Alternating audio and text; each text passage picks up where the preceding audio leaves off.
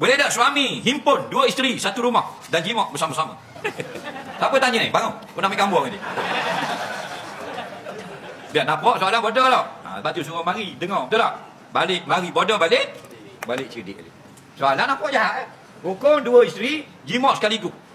Dah dia nak soal? Faham? Nak jawab tak Hukumnya haram.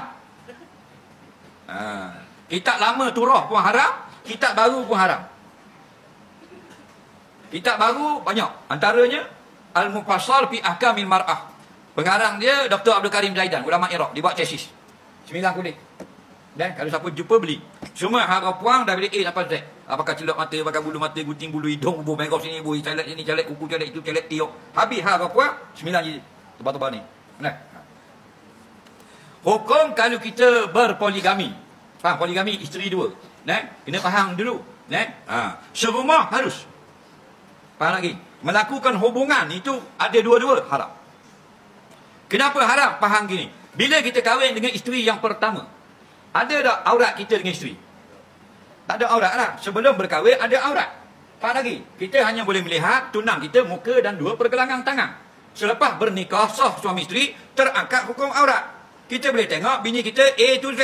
Nak tengok bumper boleh, grey boleh, nak pegang horn pun boleh. Faham? Nak pegang side mirror, nak pulah tu pulah ni boleh belaka. Suihnya banyak, hukumnya harus belaka. Okey, sesat. Isteri pula boleh tengok bila suami dia lanjang budak tu macam hantu pocong.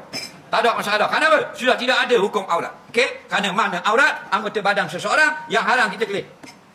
Lepas dah hilang aurat dengan isteri pertama, dia kahwin pula dengan isteri yang kedua. Hilang pula aurat dengan perempuan yang berstatus isteri kedua. Faham lagi? Tapi dia dengan isteri saja tak ada aurat. Isteri pertama dengan isteri kedua, madu ni ada aurat. Mana auratnya? Baina surah wa rukbah. Haram menampakkan antara pusat sampai ke lutut. Situ hukum. Jadi mu nak jimat dua-dua orang, bini mu dua-dua orang pakai telekong ke kau ni? Kalau pakai telekong dah nampak aurat. Kalau dah buat gitu.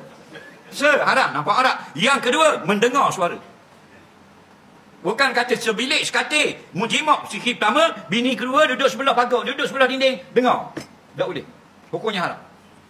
Kerana menyakitkan hati. Tak boleh. Faham lagi? Ini ulama' kata. Saya tidak ulama', saya copy paste. Dia baca-baca pun tanya, aku jawab tu. Faham lagi? Nah, tak boleh. Menyakitkan hati. Tak boleh. Jadi nak kalau serumah, kena bilik tu jauh. Faham? Nak bunyi bising, nak bunyi muda. Hohak. Soalan saya, terima kasih pada awak tanya tadi. Saya tak tanya, tak tahu. Kita ikut orang putih. Ingat ke boleh? Dia kata boleh. Tak tahu, aku tengok dalam YouTube boleh. Itu rumor tu. Tanya, jangan malu. Begini tanya. Tak ada masalah.